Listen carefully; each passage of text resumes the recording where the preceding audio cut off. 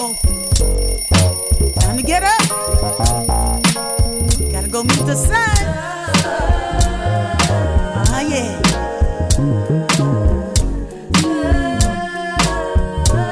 Surrounded by the presence, surrounded by a friend. The source of all creation allows me to begin. The source of all creation allows me to begin again. Alle, alleluia. Alle, alleluia. Alle, alleluia. Alle, alleluia. Hi, this is Michael Jackson. Ricky, I really love what you and Reverend Michael Beckwith has done in creating the sound of agape with your beautiful music. God bless you.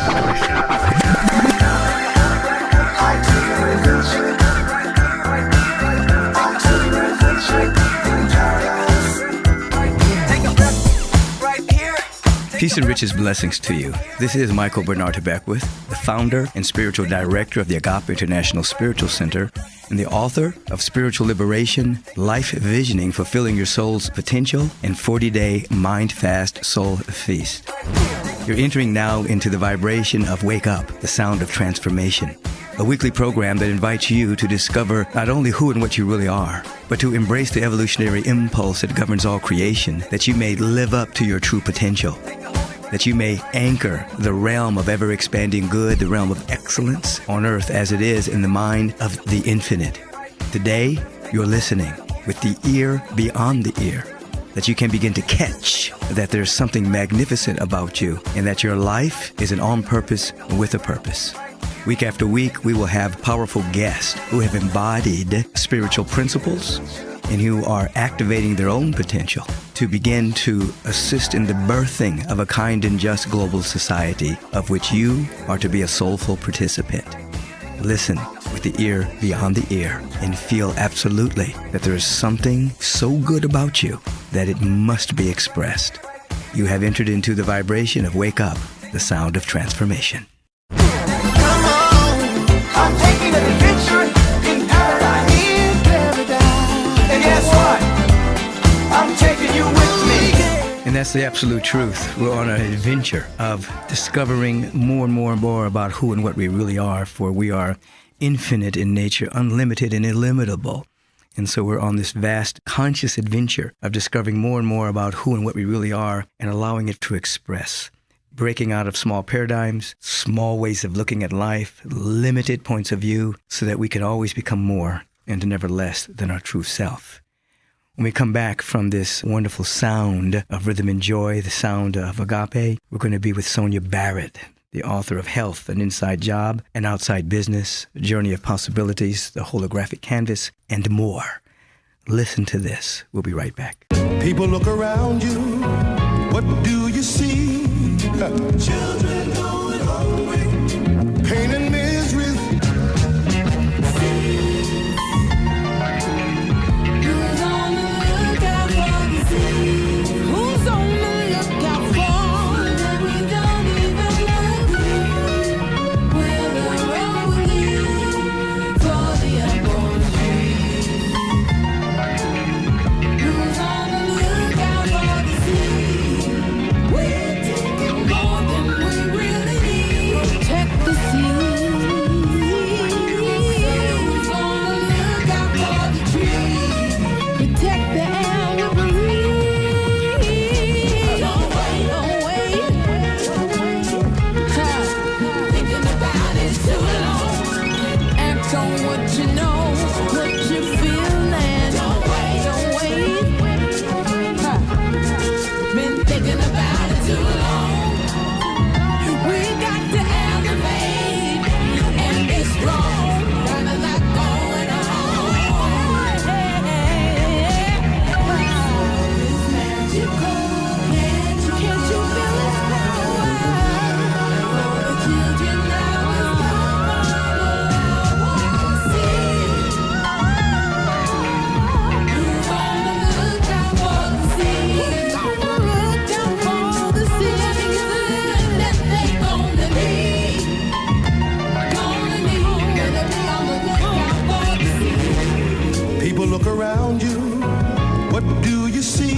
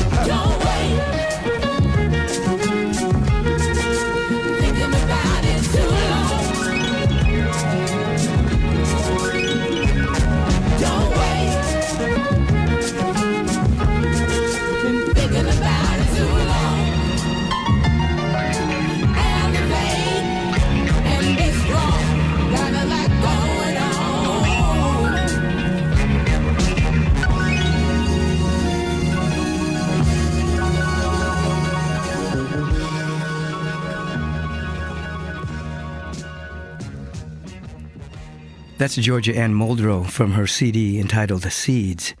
Who's on the lookout for the seed? Seems we don't even agree where the road will lead for the unborn trees. Who's on the lookout for the seeds? We're taking more than we really need. She's talking about the seeds. She's talking about nature. She's talking about the next generation. That's Georgia Ann Muldrow, the daughter of Ricky Byers Beckwith. Her CD is entitled Seeds, and that's the title track. Today, I'm honored to have with me Sonia Barrett, holistic coach and consultant, lecturer, author, publisher, and documentary film producer. She's globally recognized for her unique, in-depth, and humorous style of explaining the nature of reality, not only as a virtual one, but ultimately as a game. Sonia's cutting-edge insights and work bridges the gap between science and spirituality, where she addresses the programming, beliefs, and concepts which govern our lives, both individually and collectively, and discusses the importance of evolving our perceptions. She's the author of The Holistic Canvas, The Fusing of Mind and Matter, The Journey of Possibilities, and Health, an Inside Job, an Outside Business. In addition to numerous articles posted on her Spirit Informed website, she is the executive producer of the documentary The Business of Disease, which was released this year. She leads workshops and retreats on conscious reality creation and has coached and mentored clients in the areas of life and business mapping, conscious reality management, a 10-step program she created to help clients get unstuck and build a new foundation. She has lectured at conferences such as the Alchemy Conference, the Conscious Life Expo, the International Society for the Study of Subtle Energies and Energy Medicine, among others.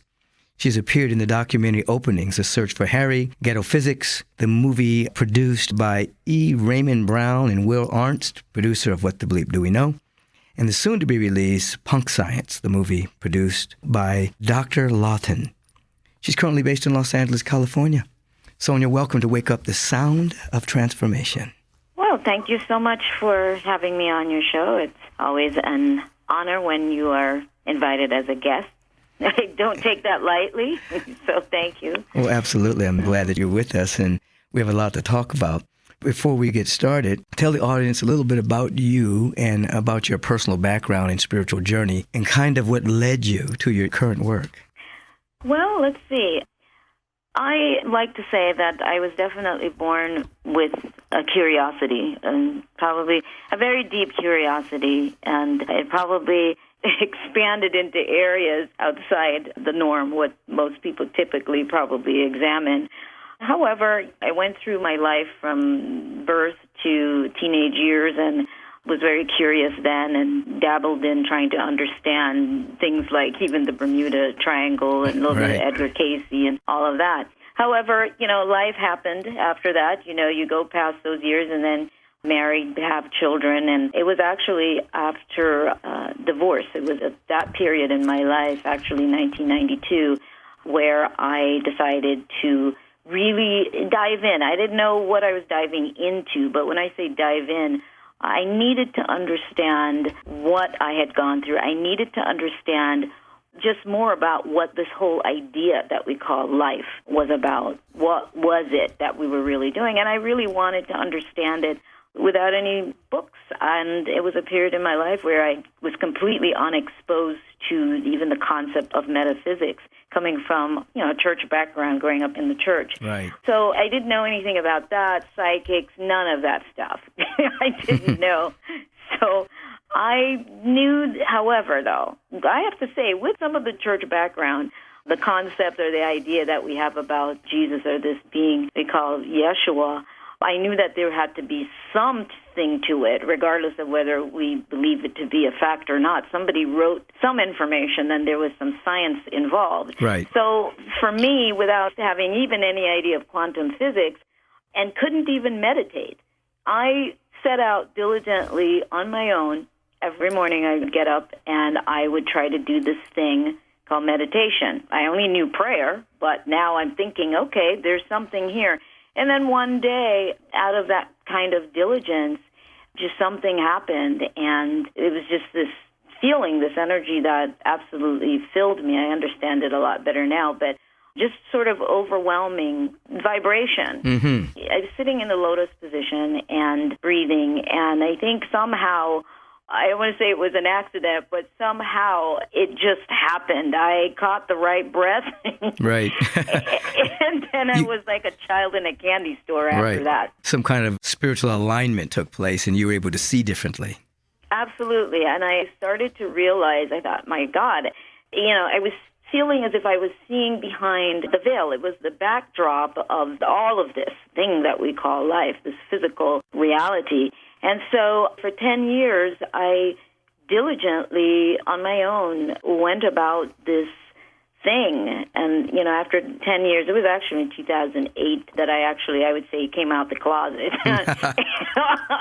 And then I wrote the book, which was not intentional. It was information over time that I had gathered in terms of my own evolution, and even that information gradually evolved. What was that book? What was that first book? The holographic canvas. Yeah, the holographic canvas, the fusing of mind and matter. Yeah, so that's kind of how that happened. And what I realized is that it was everybody's right to break through that veil and to see and to understand, and that everything was actually there in the air we breathe and everything.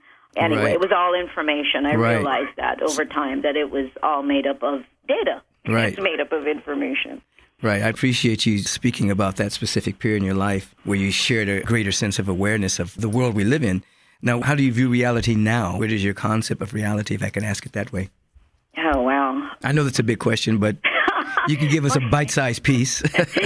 My concept of reality, well, this is what I've learned over the years since I really went in on this journey. What I learned is that part of us, what we like to use the term waking up, or part of us going into this deeper evolution, is to fall in love with the experience, this expression we call life.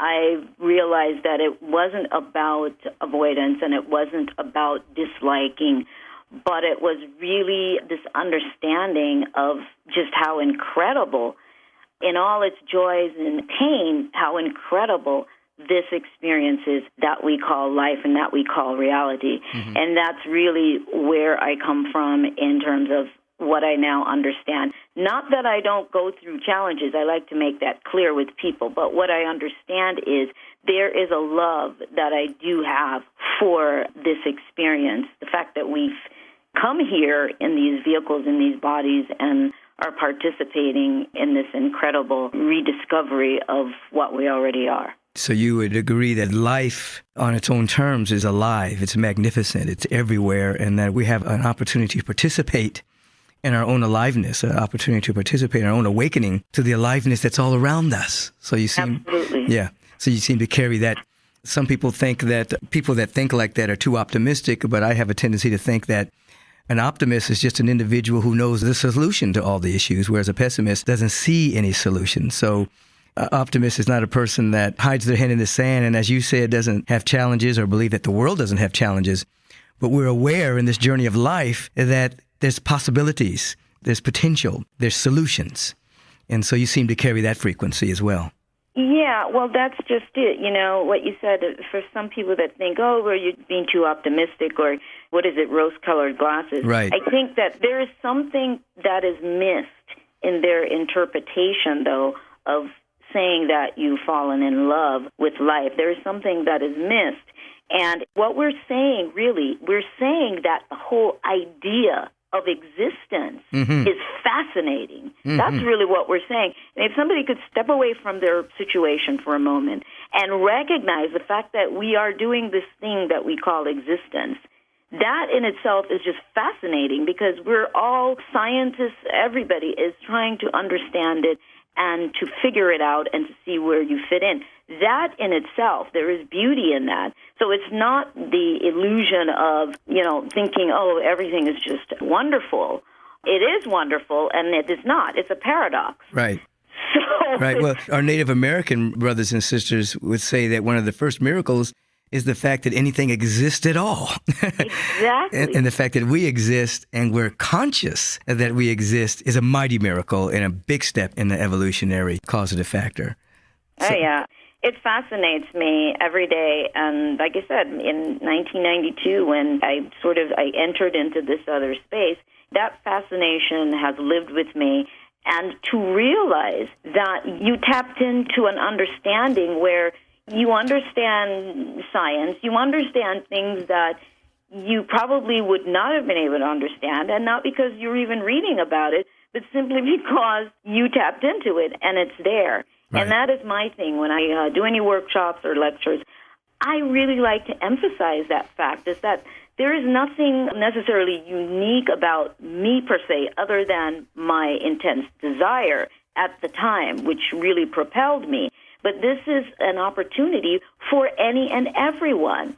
So it's not biased. It's just a matter of how important is this to you? How much do you really want to know and to understand about who you are and what the possibilities are? Because, as you said, we live in an ocean of possibilities, all potentials.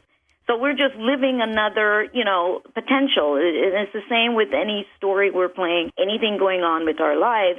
That's just another potential, that where story is a potential, and we're living that potential in that moment. Can it be shifted or changed? Absolutely.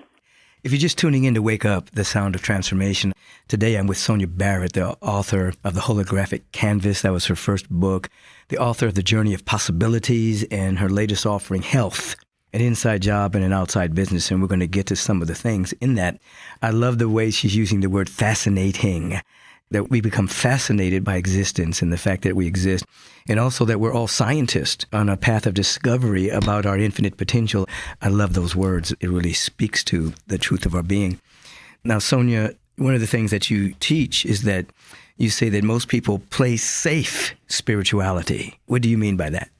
When I say that, what I mean is that we like to package reality in something that's comfortable for us, which is, why obviously we have various religions and, works really well, is because people need to be comfortable. And there is safety in an idea or a concept that we create that's final in our minds. It's conclusive, because to wander into the unknown is very unsettling for us. And so safety is really about a particular belief, and I don't want to leave that space because this is safe for me. And that's what I mean. And because of that, it does, not right or wrong, but it does create boundaries in terms of what one will discover and what one will understand, because it's all based on our perception. Right. And the perception is based on our belief system. So, of course, much of what is possible is going to be filtered, because you are the master ultimately. So it is going to be filtered in terms of just how expansive, your awareness will be, or, how much you will step up into. That is waiting there. That is always there for us. So that's what I mean, safe. You're absolutely correct, because individuals who are walking lockstep within some kind of religious programming are living in the field of what is already known. Whereas the great juice is where the unknown is. That's outside the box, outside the boundaries of our perception. So to play it safe is just to stay within your religiosity, where the ego wants you to hang out because it is safe and comfortable. But the real juice is in the spaces where you don't know. Absolutely. And even discovery of parts of yourself that you don't know. And so I'm absolutely down with what you're saying. In some of your writings, you talk about the fact that individuals are confused about the concept of spirituality, period. Again, I think we have concepts about everything that is, I like to use the word package because it is concepts that are packaged for us, and ideas about who's spiritual and who's not spiritual. And then we put this spin on what that is supposed to be. And of course, as we can see throughout our world, a lot of madness is based on this very one thing, is who's more spiritual. Of course, then that gets converted into religion, the confusion between spirituality and religion. Yes. But I say, well, everybody has to be spiritual. Everybody, the guy pushing the shopping cart, or sleeping on the park bench, everybody is in the spiritual essence, operating at different levels of awareness.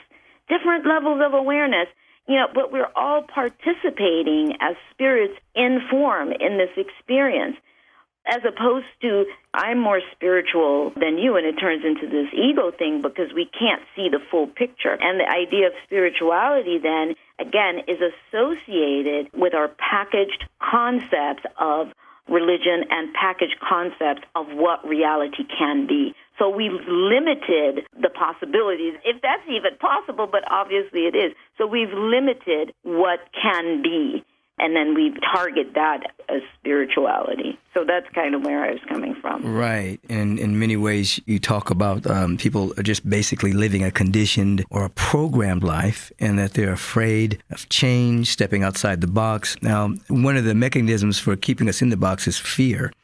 How do you see fear being used to create that kind of restriction and boundaries in this programmed life? Well, fear is the kind of fear that I'm speaking of anyway. It's everywhere. I mean, I think in terms of the media, lots of what we see in that aspect, lots of collective programming as well, in the sense of danger, danger. I mean, we've learned that since we Danger were... Danger will. Danger, Will Robinson, danger. But so we have this sense of being on guard all the time. So there is fear in pretty much every facet that we can think of. And it's so vast. I mean, even looking at a commercial, and I watch TV, there's so many things that are fascinating because for me, I'm fascinated about all of life. So I leave nothing out. I examine everything. But I think what's interesting is just even watching a commercial where there's a burglar. You know, this is to sell an alarm system, and the alarm is going off, and they're running in the closet, and there's fear. And then I'm sure the alarm company, there's more people calling at that moment. So I'm using that analogy to say that there is a level of how we're sort of gullible and easily triggered by different kinds of stimulus, whatever that might be. And even in the religious aspect, there is fear, and we see that obviously in many religions as to the boundaries, what you can and cannot do, and even, will get kicked out of the church because you're stepping outside of, what is acceptable. And so people even have a fear of being exiled, being not part of. That's our big fear, ultimately, is annihilation or not being part of whatever the accepted group or whatever it is that is the accepted thing. We don't want to not be. So there's so many levels of fear that we're dealing with. I'm absolutely in agreement with you. I know that on an individual level, the egoic structure wants to keep us in a small box to protect our present identity. And so whenever we start to move out of that box, we get all the danger signals of, as you just said, either being annihilated or not fitting in.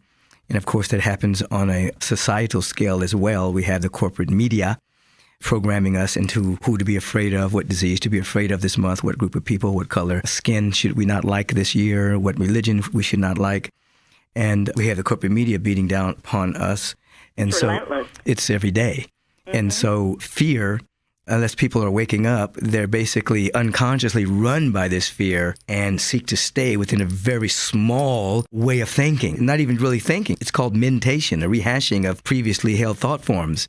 And they're not really, as we were talking about earlier, living life. There's no fascination and no curiosity and exploration into what life is. The whole movement of thought is just to protect oneself. It's safety. Rather than to live life. So, safety. Right. Safety first and the unknown, Right. Again, you're taught that, well, you're given the known. I think in some of the cases, situations we've described, these are the knowns. If you don't have the alarm, somebody could break in. So in people's minds, it's like, that is the known. But then what if that's not the case? So it's being able to go, well, maybe what if that's not the case? What if it's okay? So there is that structure, that blanket that most people are operating under collectively and, like you said, individually. Right. It's the race consciousness. It's the collective belief. It's the overculture. Absolutely. It's a lot coming at people, and I get it. That's why I usually say that. I said, I'm not trying to be what we would call unrealistic. I get it that there's a lot coming at you, but at what point does one stop and say, wait a second, who am I? Right. At what point do you stop and you just take a look for a moment at yourself and get introduced to yourself? Right. I like to say that there's a difference between the real and the realistic. And some people are trying to be realistic. Realistic means to be real-like. It's a pseudo-real rather than real. And when we're talking about real, we're talking about that which is eternal, that which is spiritual, that which is forever. That's the real. Everything else is realistic. And so people are trying to be realistic, but they get caught up in a small box of fear rather than being real, which opens up the possibilities for the gifts of the soul to begin to express at a greater and greater capacity. And so I appreciate what you're saying. We have about a minute before we go to our music break, but you can start this and then we can continue in a moment. But in the book, Holographic Canvas, you raise some wonderful questions. You say, is Earth as we know it but a matrix or a system of programs? Is death then a necessary process? Or is it simply a part of the matrix program? Is it possible that the concept of dying will cease to exist once humanity uncovers this deception? First, when we come back, I want you to break down the meaning behind the book, Holographic Canvas, and then we'll get into some of these questions, and then we'll move forward. Sounds good. Okay, we'll be right back. How does it feel now that time is running out? How do you feel that it's slipping away? Hiding out in a life so frivolous. And even now, do you care what life is all about? If in the air is a sad song, the teleprompter's blinking, won't be long, won't be long, won't be long, won't be long, won't be long. Turn on the light, turn on the light. There is time enough, maybe to change the reel of this unreal movie. Free your mind. There is time enough, baby, to change the reel of this unreal movie. Unreal movie. Unreal movie.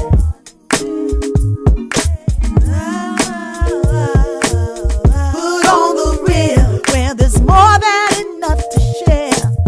Put on the reel where the babies don't die. For too long we've been living through a nightmare, but right now we could care what life is all about. If in the air is a freedom song, joy song, the teleprompter's thinking love is strong, love is strong, make it strong. You could turn on the light, where there's time enough, maybe to change the reel of this unreal movie. Free your mind, there is time enough, baby, to change the reel of this unreal movie. Turn on the light, there's time enough, maybe to change the reel of this unreal movie. Free your mind, there is time enough, maybe to change the reel of this unreal movie. Unreal movie. So unreal. Unreal movie. Unreal movie. On the line, there is time enough, maybe to change the reel of this unreal movie. Free your mind, there is time enough, maybe to change the reel of this unreal movie. Unreal movie. It's unreal movie. Unreal. So unreal. Unreal. Feels unreal. Unreal movie. So unreal. And if in the air is a sad song, the teleprompter's blinking, won't be long, won't be long, won't be long, won't be long. Turn on the light, there is time enough, maybe to change the reel of this unreal movie. That's Teleprompter by Ricky Byers Beckwith, music by Georgia Ann Muldrow. It's time, if we turn on the light, to turn the reel, R-E-E-L, of this unreal movie to something that's real, R-E-A-L. That's Teleprompter. That's from Ricky's CD, The Love Project.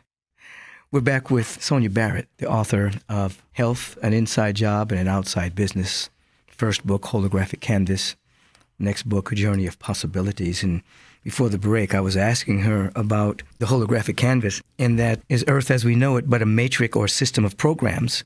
Is death a necessary process, or is it simply a part of the matrix program? This was a part of the questions that you raised in your book. Earlier when I was giving some insight into myself, and I said, I asked questions as a child that probably weren't common. One of my main questions was the whole idea of death. First of all, let me say, I'm happy to hear now in the last 10 years, 15 years, that this is really being looked at. I don't know if I potentially walked into that reality. Maybe that's what I did, why it's happening. But I questioned that. I thought it was very odd that people died, did this thing we call death, and everybody just seemed to mourn, and then they went on about their lives. And I thought this was so weird. I always thought, this is so weird. What happens? They go away, and we just get on with it. So that curiosity in terms of that was always there. And, of course, as time went on, I understand it more to a great degree as to how or why that happens. And does it really have to happen? And I don't think so. Anyway, it's part of an evolution that has to happen in order to not go through that process necessarily. Right. And now we've evolved to the point where individuals are, rather than just merely grieving their individuals who have passed, they're actually in communication with them and doing a lot of soul work, a lot of reconciliation, a lot of forgiveness with their relatives and friends on the other side of the veil. So the veil is becoming thinner and thinner. And before people would, like you say, just get on with their lives, now people are aware that the ancestors and the friends and the family are still with us. They're just without the physical body. Right. And that's become more and more a part of our common understanding, which was a part of the understanding of indigenous cultures for hundreds and hundreds of years. Now it's becoming a part of the culture of the Western world, which has been mired in materialism, that people don't die, that they either are evicted from the body temple because it's no longer useful, or they willingly leave the body temple. So I appreciate what you're saying. And the holographic canvas, why that title? Yeah, how that title happened was sort of one of those really interesting things. When I finished the book, and it actually had gone off to be printed, out of nowhere, this feeling came over me that that was not the title. And I was kind of irritated with that part of me that said that the title I was using was not the title, because I was so happy to be done with this project. And so I thought, God, what is it? And the holographic kept coming to me, and I didn't, holographic what? And so it's over several days, it occurred to me after asking myself many questions, and I thought, the canvas of life. Mm-hmm. And so that's what happened with the holographic aspect, and then the canvas came about, and then, the book was printed, and then we went back again now, as I was told by somebody else that I should add a subtitle. And I was talking to my younger son, and I was telling him this dilemma. And he just says, matter of fact, he goes, well, why don't you just say the fusing of mind and matter? That's what the book's about. Go to the sun. And I was like, okay. So that's kind of really how that happened. And, of course, now we're hearing more about the holographic nature of reality and that it's virtual. Things at the time, even in 2008, dialogue that wasn't as popular. Even some of the things that I wrote were not as popular, that I wrote back in maybe 2000 or 2001. And it's fascinating to see that now, that this is more commonplace in terms of talking about it, and that science is really starting to go down that road. And, I like to remind people that these are scientists. These are people, and that they, too, have limitations. Again, the earth is flat, the earth is round. How much time do we need to wait 50 years or 100 years to get their permission to see and to understand what already is? And that's what seems to happen with most people. But for me, that wasn't the case. These are things that I understood. And then even though I might seem odd at the time, well, later on I started noticing, well, now science is talking about this more. So we're all scientists, and, that's the emphasis I do like to make. You're here on an expedition, And it's your right to go through the journey of discovering. All is known, but it is the journey. It's the whole journey of experiencing. It's not just the fact that we know this final answer to it, but what is the journey involved? And so that's what I'm talking about. Absolutely. Let's jump for a moment to the business of disease. You have a book, Health, an Inside Job and an Outside Business, but you also have a documentary film, The Business of Disease. Tell our listeners, what is this all about? What prompted you to do this film? And then the book to support the film. What is it all about? Well, actually, I wrote an article, and I always kind of do a disclaimer when I bring this up, because my mind is just kind of like way outside. I can't even say a box. It doesn't even understand box. Mm-hmm. But thank God. But I wrote an article at the time called The Marketing of Breast Cancer, the Pink Ribbon Agenda. And that's kind of what happened. And actually, at the time, my focus was on seeing pink ribbon everywhere and all of that. I wondered what that was doing to our minds. I was wondering how we were interpreting that, because our first language is symbols. And how are we taking that in? And so that's kind of where that kind of evolved from. There was so much response to the article that I thought to myself, well, maybe I should put something together, something small. That's what I was thinking. And just interview a few great people. And that's sort of how it evolved into this film where we have, neuroscientists and all these really amazing people, psychologists, because I wanted to come from a different way, so that the film really is not just about what the pharmaceutical companies are doing to us, but it really is about us taking responsibility for ourselves and sort of examining how our brain works and our emotions, a part that doesn't get explored that much by Western medicine, but really looking at the mechanism of us as this vehicle and that which occupies this vehicle. So that's kind of basically what happened, and then I thought, it would be great to have a supplement book. And so what I did was I had everybody in the film write a chapter for the book, an extension of the film. So what couldn't be said then, they end up saying it in the book. Because the subtitle is Our State of Health is largely influenced by marketing, conditioned beliefs, and misinformation. And I think that's a very powerful statement. It goes back to something we were saying earlier about corporate media and how it hijacks our imagination and our attention and our awareness. But you're saying also that our health is influenced by marketing, conditioned beliefs, and misinformation. Absolutely. And you break this down in your film, and you break this down in the book. Yes, absolutely. And, a good part of why we become this target, for lack of a better word, or why we're so influenced, is because we are quite disconnected from ourselves. Most people aren't aligned with that more expansive part of them. And so it's a lot easier to intercept than, let's say, the brain, or to hack the brain, to hack the mind, because of where we are. So I think in being able also to come into a certain level of awareness and understanding about more of this, learning more about how your brain works, because I'm going practical, just understanding more about just the design of the body. I think all of those things, you bring it all together, it makes you less vulnerable to the kind of programming or the kind of information that is put out there that strikes fear, the commercials that give you the symptoms and then the medication, and then people develop symptoms just hearing the commercial or this information.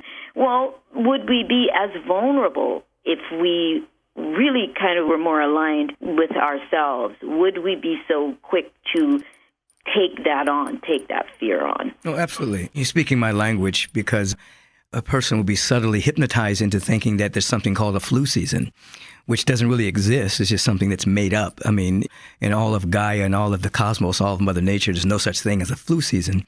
That's absolutely made up by the pharmaceutical companies. But as you're indicating, people's minds get hacked and hijacked, and they actually believe that. And they see those commercials since the time they were 5 years old, that it's flu season, it's time to buy your over-the-counter drugs, it's time to go to the doctor and get a flu shot that may do more damage than the actual flu itself. And no one's thinking at all. They're just following lockstep like the zombies we see on television, gravitating towards survival. based Right. on some type of mass hypnotic spell. So I really appreciate that health is an inside job, but as the book says, it's also an outside business. Individuals are targeted.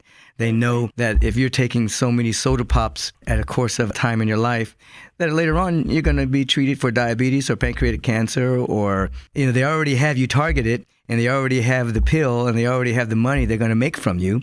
That's Based right. on you being hypnotized into eating fast foods with no nutrition, sugar. And then as you indicated, just hearing symptoms, so many people develop symptoms and they don't even have the strain of the disease, but they have the symptoms. I call it malicious hypnotism. It's absolutely that. And again, because you're playing on people's fear. And what is, again, human beings' greatest fear is not existing. That is a root fear that we have as human beings. It's not existing. And so I say, even when somebody commits suicide, it's like they die to live. They so want to live, but they can't in that manner. I mean, so the fear is it's like not existing. And nobody wants to really not exist. And so the marketing companies, they know that. So we cling to everything, anything that says it's possible. If you hang on to this, you might be okay. You're going to be okay. Just make sure you do. So everybody's living based on the just in case. Right. Just in case. Right. You should look like this. You should smell like this. You should own this. You should have this. And then you'll be happy. You'll be liked. You'll fit in. And this happens with the health being the outside business that it is. If you're tuning into the last portion of Wake Up, the Sounds of Transformation, I'm speaking to Sonia Barrett. We've had a lively, wonderful conversation. She's a holistic coach and consultant, lecturer, author, publisher, documentary film producer, and is globally recognized for her unique, in-depth, and humorous style of explaining the nature of reality, not only as a virtual one, but ultimately as a game. So we've been jumping around a little bit and exploring a little bit of the book Holistic Canvas. We're talking about health and inside the job and outside business. How can people see that film, by the way? I know you previewed it at the Mill Theater in North Hollywood. What's the possibility of people seeing it or getting it? Well, the only way at this time, because we're still working on distribution, and that should be, I'm hoping, in January, but there's a lot of screenings that do take place, and they're generally posted to the website. So I think if somebody either gets on the email list, and eventually, yes, there'll be a big blast about it, but in the meantime, it's just screenings all over the country in different places. So you can always check. I don't know if it's updated right now, but you can always check to see where it's screening, and you check the website, and we will eventually tell you when it's available that you can purchase it or just watch it online. Very good. So in brief, is the overall message of the film and the book how we're influenced and conditioned basically regarding our health and how we're just being marketed to and actually being pulled into a symptom? Is that the overall thrust? Well, yes, to some degree, but the ultimate message, which people will see, the ultimate message in the film is take back responsibility for you. Don't Yes. wait on the system to fix things for you. It's all about you, self-responsibility. That is ultimately, I think, as they watch the film, is emphasized in the film in different ways. In just, say, Dr. Rossi, maybe talking a bit about the brain, how emotions are processed, how it, all our thoughts, everything, where they're stored. Just understanding more about those things really makes a difference in the sense of, oh, well, maybe I do need to start looking at myself and doing a bit more research in maybe what I could do here, use instead, alternative methods. I'm not trying to push everybody towards herbs. I'm not saying that. Mm-hmm. But the bottom line is, even if you have to go to the doctor, be responsible for yourself. Investigate. Check for yourself. There's so many options out there. And that's really the emphasis of the film. Right. I like that. Take your power back. It's been hijacked. People have allowed themselves to become victimized. They see MD behind someone's name and they think it means minor deity. And, I love that. They end up submitting themselves to someone else's prognosis and diagnosis and not taking their own life into their own hands. I'm thinking about my friend Joe Dispenza, who came into great awareness when he had a prognosis that he would never walk again. Right. And he basically took back his own power, visualized his body being healthy, did not allow negative thought to come into his mind. And it was a lot of work. It didn't happen overnight. But eventually his body healed. And the surgery that they said might leave him paralyzed did not. He's walking and talking and doing very powerful work in the world. I think about my friend Mitchell May, who was thrown through a plate glass window and his body severely severed. They were getting ready to amputate his legs when he came out of his semi-coma. He refused to let that happen. Ultimately, with the help of a great healer by the name of Jack Haley, renewed his body, regenerated things that aren't supposed to be regenerated, and originated the green drink Pure Synergy, and has gone on to live a very powerful life because they did not accept the prognosis of the minor deities. That's right. They took their own mind and heart and soul into their own hands and saw a different outcome, a different possibility for their life. And so this is kind of what you're saying, you know. That's exactly what I'm saying, because we're given these limitations as to what is not possible. We have a lot of that. That is a main collective program, is what is not possible, what the body can't do, just overall what is not possible. And so, yeah, we have bought into that, and we've handed that down to our children and so on and so forth. And so, yes, over time, we have recorded this kind of information and made it a part of our gene pool, our genetics collectively. But it's a matter of changing our mind on that story and that interpretation on that program. Everything is pliable. You know, the brain is pliable. The genes are pliable. Exactly. It's all pliable.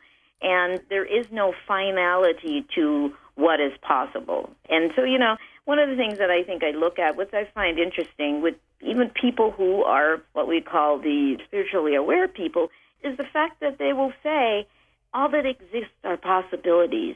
All we have are potentials, but just not those. But just not those, huh? Just not those. I'm always fascinated by that. Or even in traditional religion, God is everything, but just not that. Right. So, we're going to limit the unlimited. Exactly.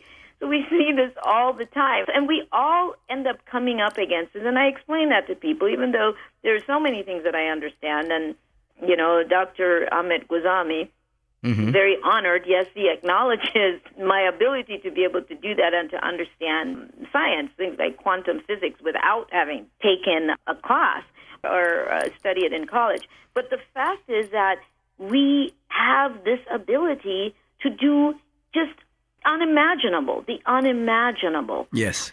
We just have to want to go step outside the box and go past any boundaries that we've been given and told, because that's all it is. We've been told that. Doesn't mean that there is any truth to it. It's true when you participate in it. Then it becomes a truth to you. To you, right. Absolutely. I really appreciate what you're saying. In my book, Spiritual Liberation, I talk about the tyranny of trends. And I noticed you had an article called about the role of trends in human adaptation and evolution. And I think it's along the same lines that we're speaking about now. Very quickly, speak on trends and how you see that in terms of our evolution and adaptation. There's so many different levels of trends. You know, I think I spoke about trends on the level of even the things that are going on globally in terms of maybe the wars right now, or even trends in terms of health. I've looked at that too. And it is a matter of what's presented to us, what's marketed to us, stepping into that trend. In the article, I think I touched a little bit on the scientific aspect of it. Where is it that our thoughts are gathering? You know, there is a space there, the noosphere. So we are in a space. And I think that just like a computer, we sort of link into these various themes. They become memes. Exactly. Yes. And then they can certainly become part of our life. That was what I did look at with cancer. Of course, that's a whole other subject. But I've looked at all of it, the many things, as they show up and become a trend. And we don't think that a disease can become a trend. Oh, yes, it can. But it can. Yeah, it becomes popular. Exactly. Yeah. They've even had studies where they've shown that people would catch the disease that their family had even if they were adopted. They didn't even have the same Bruce gene pool. talks about it. At all. They just, it was a popular disease to have in that family. And then the baby would become a child, would become a young adult, would actually manifest that disease, even though there was no hereditary connection on the DNA level. So, yeah, disease can trend. And what we want to do is create a trend for health and wholeness and harmony and peace and exploration and love. What if we were all taught at a very young age in school that everything is possible? Your body could heal anything. Oh, yeah. That there's It more would than enough. change There's more than everything. enough for everyone. Absolutely. It was changed the game on so many levels because there would probably not be as many people to control. Right. So there's a whole other mission behind it. But yeah. Well, we're coming down to our last minute together. Is there anything that you want to say that we didn't cover, or also give us your website and what's happening with you? Well, my main website is spiritinform.com. And I just recently started the daily 5-minute reboot, and it's these 5-minute videos. It's about changing your mind and your story daily. And so people can subscribe to that on the website, and there's tons of free articles on there, there's tons of information on there as well. And I have a retreat coming up in Joshua Tree in August. It says February, but I think it's been changed to August. But the information is on the website as well, spiritinform.com, and the film's website, thebusinessofdisease.com. The book, you can purchase it there or Amazon or wherever, and the holographic canvas and A Journey of Possibilities can also be purchased on Amazon and other stores, and also on the website. I'm so thankful for our conversation, so thank you for being with us on Wake Up, the Sound of Transformation. You've been listening to Michael Bernard Beckwith and Sonia Barrett, the author of Health, An Inside Job and Outside the Business. You have a website. She's up to some really wonderful things. Don't let your mind be hijacked by the marketing and the trending of negativity. Take over your own life. Have a spiritual practice. Go outside the box. As you know, you can come and see me every Sunday at Agape International. You can go to agapelive.com and live stream the Sunday services. I have a new service now that begins at 6:30 in the morning called The Way of Meditation from 6:30 to 7:30. I give a short Dharma talk and then facilitate meditation. And then the next service begins at 8:30. One after that begins at 11. Many people are just coming to both services because they're very, very different. I have a New Year's retreat. There's still some spaces available for that. It's called Breaking Our Inner Boundaries and Setting Ourselves Free, December 29th through January 1st, and it's also at Joshua Tree. You register online at agapelive.com. It is my joy to be the host. It is my joy to speak to wonderful people like Sonia Barrett, and it is my joy to tell you, as my friend said, to wish upon a star is progress. To know you are the star is evolution. Have a bright and wonderful day. Peace and blessings.